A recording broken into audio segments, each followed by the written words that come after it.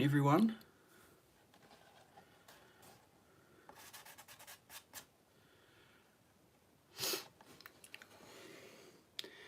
So I'll pop in here for my usual, well, it's not usual, but impromptu Sunday live.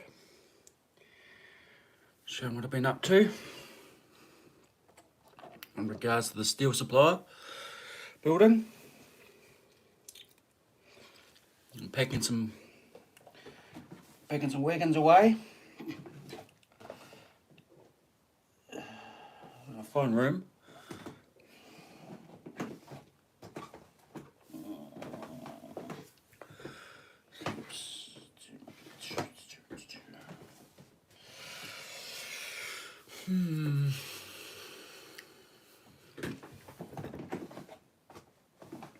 That wasn't the one. That was the one.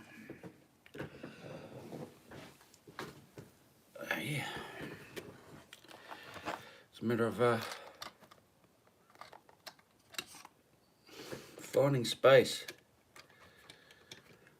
They're bigger drawers, I think.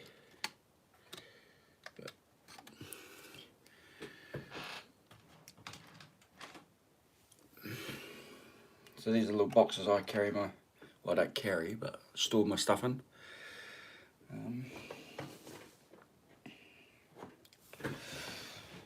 And at the moment they are a mess.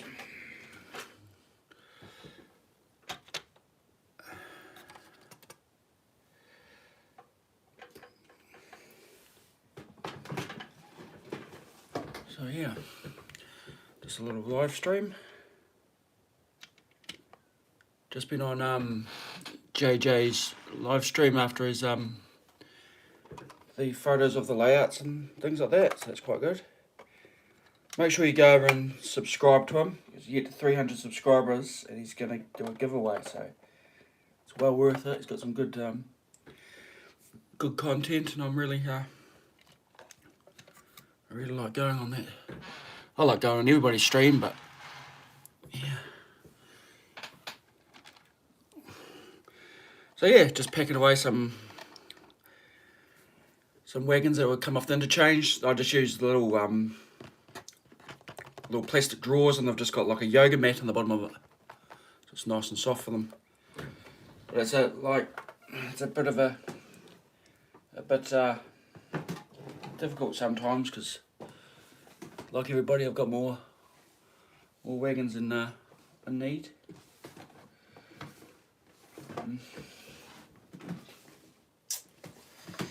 Yes, they may just have to stay on the layout in the meantime.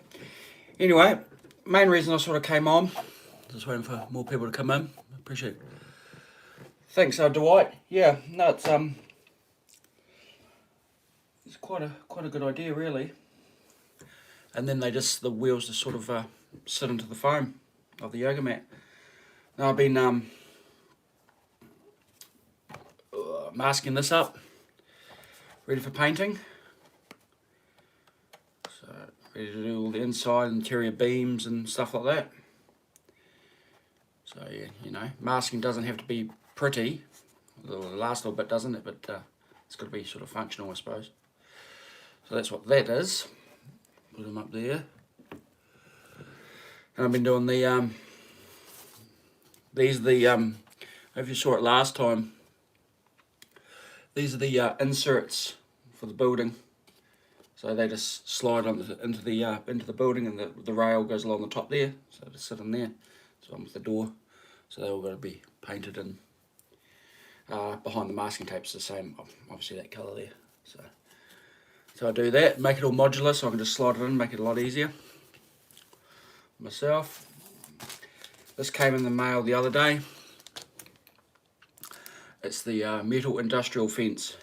And I was a little bit sceptical at the start. I was like, oh, I wonder what it's going to be like. But actually, if anybody's got this, they'll know that the wire mesh that comes with it is really actually quite fine. So fine I can't even get it out of the packet. Come here. That is really quite fine. I thought it'd be like, you know, not as fine as that. But that was quite good. Impressed with that. So that's going to go in there for a little bit. I did make my own scratch built one, but I sort of decided I'll give this a go because I can use this for, I've got another area that I need this for anyway. So that was that. I've ordered another centre beam. That should be here this or next week now. So I'll take it up to 4 centre beams for the lumber places. So I've got I have 2 loaded and 2 full, so that'll be good for operations. So yeah, that's what that is. Yeah, it took a wee bit to mask it, but I'll give them a spray paint today, an airbrush today. Probably do it when I do my painting. I do the black first, get the shadows, and then I'll probably come across with like German grey for the beams, or maybe like some sort of grey between a light and a dark grey. So that should be alright. Hi Grandpa Rouse, how are you? So that's what I'll be doing today when the weather heats up. So yeah, that takes a wee bit of time to mask it all up. I just use Tamiya masking tape, and obviously the green, just painter's tape and clamps and bits and pieces just to make it work out fine. As far as the crane goes, the crane still hasn't got its hook on or anything like that, but yeah, reasonably happy with that. It's pretty hard to... That comes off anyway. So yeah. I did initially think about scratch building the crane for the inside, but I'll get the wall this one, which this one is, and just cut it down. And if I ever got to build another one, I've got the other bit of the crab. Hi Gary, how are you? Thanks Dwight. Yeah, I've got the crab for the other one, and an extra cab. So, but it's good. Got to have all that bits and pieces. Somebody was talking about that last week. As far as layout, any work on the layout, this is majority of the work's been on this, getting this all ready to be painted. I've just stuck that down with tape that's tipped over itself. You know that, so give it a good spray. And that would be this building essentially done. Hi Lee, how are you? Good to see you back on here again. So that'll be the building essentially done, basically, yeah. So I can put that back on the layout. I did a little bit of operations last Sunday, for people that were on here last Sunday. Just mucked around. So that's what I've been up to. Really not that interesting, but that's got to be done. This is the last building on the layout that I have to do, so I'll get it done. The extension board down the end, I was toying with the idea of possibly putting an industry, extending my back seam up and putting an industry against the back seam with it, like a gravel plant or something like that. But I thought, oh, you know, I've got 12 industries now, and like I've been saying on previous ones, I don't really use the extension board that much, so putting that extra effort, I don't really think would pay off, considering I probably wouldn't use it. But yeah, so just come on here just to see what everybody's up to and all that sort of stuff. There's no set format, so. But yeah, that took me a few hours yesterday. Well, when I say few hours, not constant, you know. I'm not that slow, but you see on the inside there, you see the interior, the blue That's where those these bits down by my hands are. They just slide up in behind there. A bit of paper and a bit of stuff. Yeah, off in the inside there at the bottom there, my little finger is. You can see the that's got to be painted the concrete colour. But it's amazing what you can do if you just put your your mind to it and work out what you're building. Well, that's good, Lee. Yeah. Yeah, I was like real nervous about. Am I going to put? I'm actually going to put inside here, Lee. I'm actually going to put mostly like steel coils, steel racks. I did think about making big presses and things like that to go inside there. But it's just like when they receive the steel, they can just go in here and take it off the rail cars and all that sort of stuff. So I possibly could put some benches in there, but there'll be definitely coil racks in there. And I suppose, yeah, well, considering it's like a steel fabrication place, it sort of needs some workbenches, doesn't it? So I'll have to do that. I've got to do the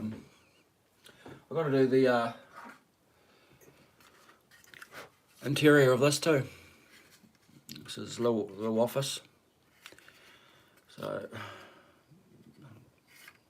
put a little interior in there or something like that, some chairs or something, but how much you're going to see of the chair? Not that much. So that's just a work in progress, whether I keep going and put the interior in that. But yeah, like I said, new stuff in the layout. It was not that much. It hasn't arrived yet, so just apart from that chain link fence. But I am looking forward to the centre beam arriving. But yeah, so this is obviously all scratch built.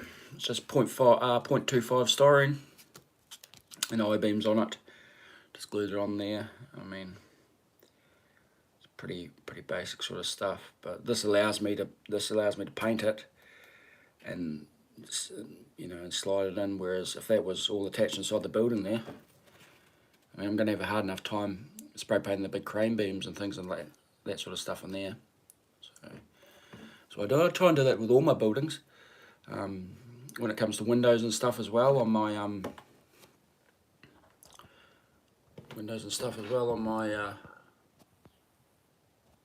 my actual steel supplier, the old factory. Let me from the other way. I paint all those first, and then I'll stick them in. They're all German grey, if I remember rightly. And then I'll stick them in. I find it a lot easier for me anyway. That's what that's all about. Yeah, I haven't operated the layout since last week. So, not much more. So anybody got any questions so far, or want to see anything different on the layout? Like I said, there's not much that's changed.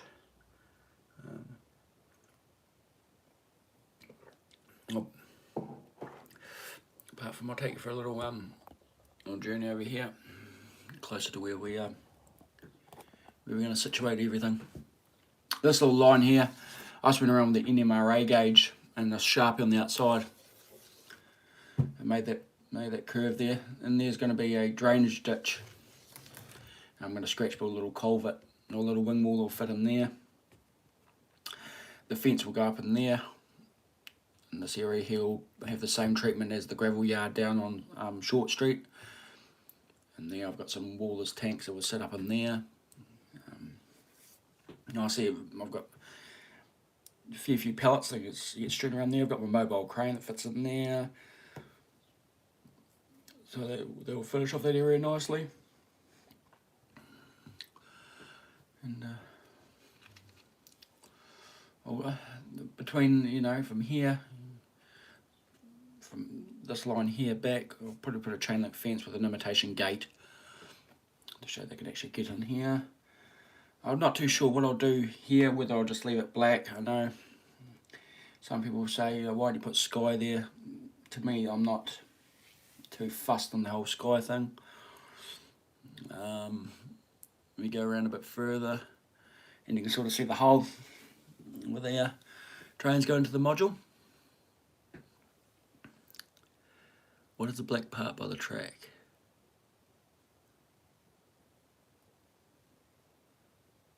The black part you're talking about, that part there, the white, is that the part you're talking about?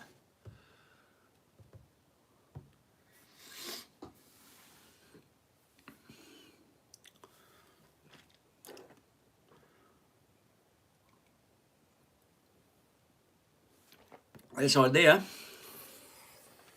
yeah, that's just the fascia of the layout to make it all look nice. That's all that is. Yep, yeah, that's just the fascia. All my fascia's painted black the whole way along. Make it look nice. And it sort of draws your eye to the model. I think it does anyway. But yeah, well, there's a little bridge here that, you know, possibly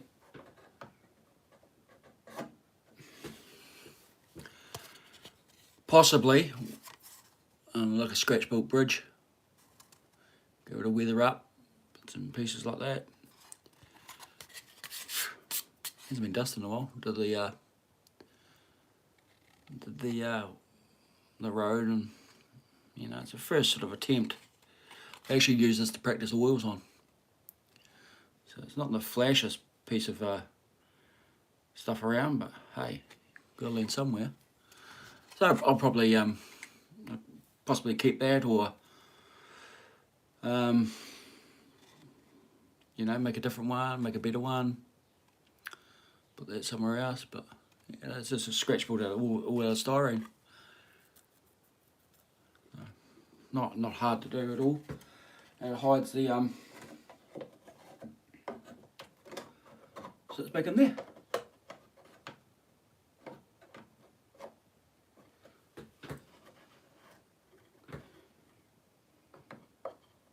Like that. Somewhat.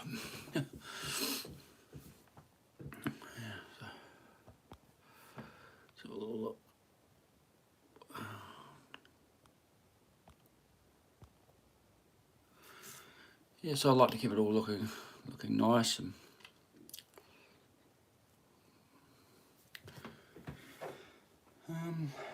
so yeah.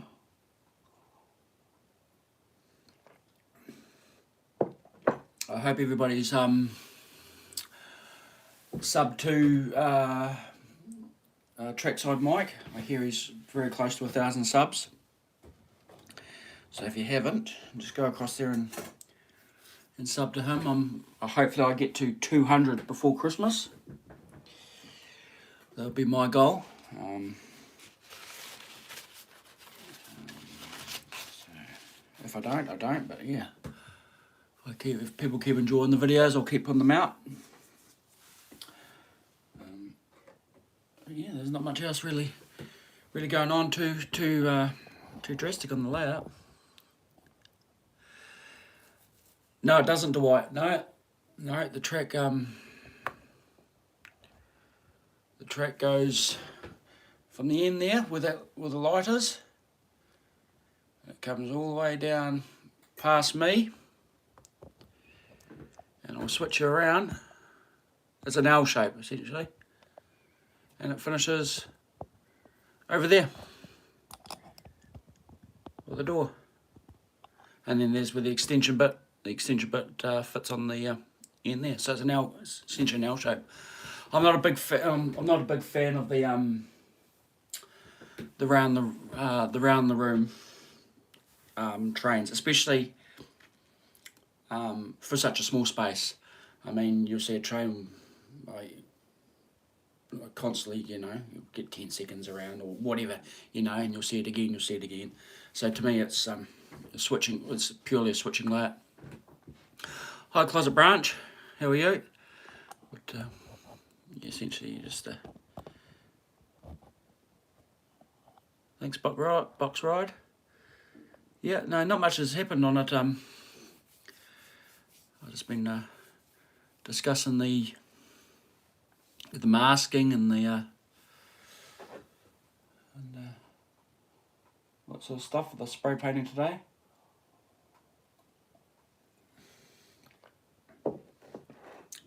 I have been asked how what I use for my painting. I just use Tamiya XF, and then I just hi Randall, how are you? Tamiya XF, and I just thin it down with IPA. Now some people say, well, and IPA is in like beer in America, I think, but to me it's isopropyl alcohol. And Boomer Dioramas did a video on it ages ago, how you can get probably about 2 or 3 bottles out of one. Oh, cheers, Box Ride. Yeah, no, I'll continue doing them as long as people enjoy them and as long as people turn up. I'll keep doing them. So you can get get quite a bit of paint out of one bottle of paint. I'm talking the little bottles. I'll turn you around.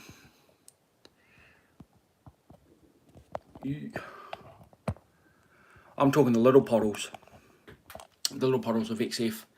You get 2 or 3 out of that, and it just sprays perfectly fine. Like I've had no problems with it whatsoever. And then I'll come back along with, I've got Vallejo and stuff, and put Vallejo over top of it to with the water and the water technique, you know, the wet water technique. But I learnt that off Boomer.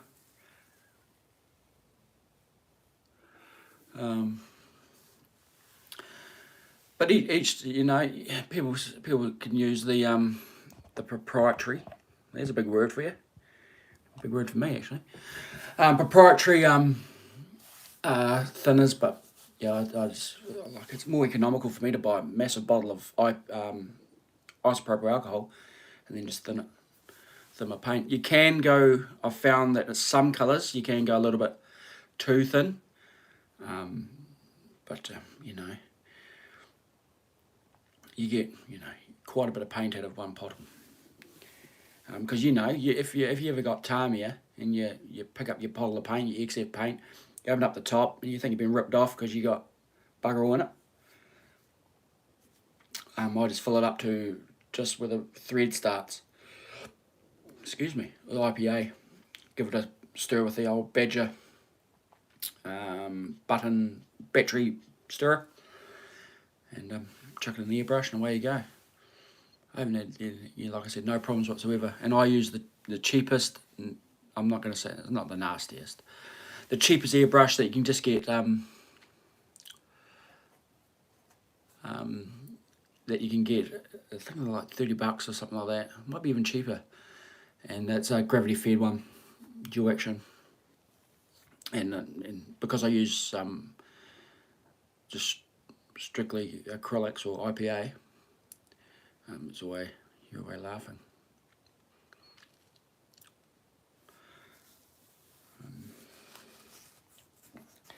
Yeah, and it comes to, you know, I'm not the world's best airbrush. I've just done by feel, but when you work out that there's actually, when you're talking about ratios, it's actually not really that scientific. To be quite honest, it's not that hard. You can, you know, if you're doing like a model car, I suppose, or something like that, you want the nice finish, you'd do it all scientifically, but no, works fine for me. But, any other questions there? What have we got? Who have we got there? Make your own airbrush cleaner and paint thinners. Yeah, well, I heard a wee while ago that is it. I think this was on the web, so take it with a grain of salt. But I I heard that the lacquer thinners is the same as extra thin. One of them is, well, no, it might be airbrush cleaner. Is the same as this. I'm pretty sure I heard that right. Don't quote me on that. You might have to do your own research before you go put airbrush thinners onto your models, or using cement to clean out your airbrush. But makes sense to me because they're solvent, aren't they? Really, I use Plastic Plastic Weld, Tamiya Extra Thin the green, and Tamiya Extra Thin Quick Setting the lime green, and then the old Revel very rarely.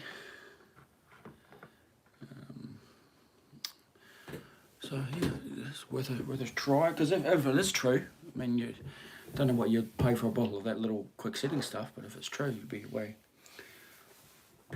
laughing with that. So I'll turn you down to my hand. A bit of view of the layout there. People that haven't seen it. Most people have seen it. Track cleaning. I've had questions about track cleaning. I just use the Pico. Thanks to White. It's scenery. I'm not that great at. I'm still learning how to do scenery, actually. I just use I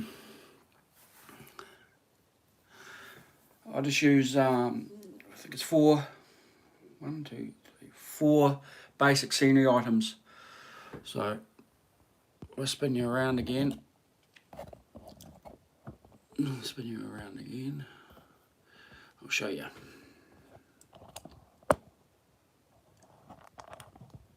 I'll show you this bit here. Hope you can see that. All right. Yeah, so I just use 4 scenery things. So I use 7mm or 6mm static grass, light green. I know I use 2mm static grass, green. Some coarse turf burnt grass, some coarse turf. I'm not sure what that one there is. And I'll just mix it all up. Like I'll come back. I'll go along. Well, this is just like the first layer, but I'll come back along and fix it all up. But you just randomly do it. The trick I found with the randomness is if you go to when you put something down, don't get tempted to come back along and redo it. You know, if you got one colour, put it down, you miss it. You miss it.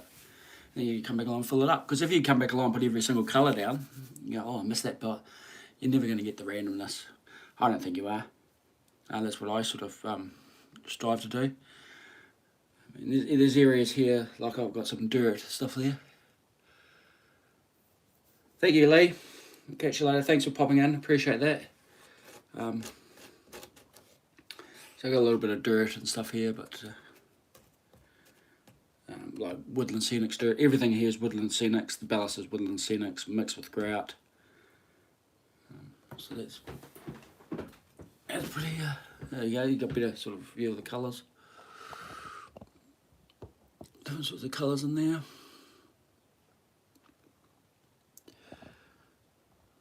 Yeah.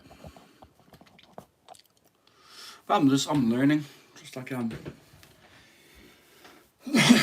just like everyone. Yeah. Thank you, Dwight. Yeah. So when it comes to the track, I was saying about the how I clean track, I just use the track rubbers. Now some people say, you know, don't use these, or you can use that. I haven't had any problems with these whatsoever. And they're perfectly fine to me. I mean, I couldn't, you know, get a track cleaning car for this. The expense would just be, you know, there would just be no need for it.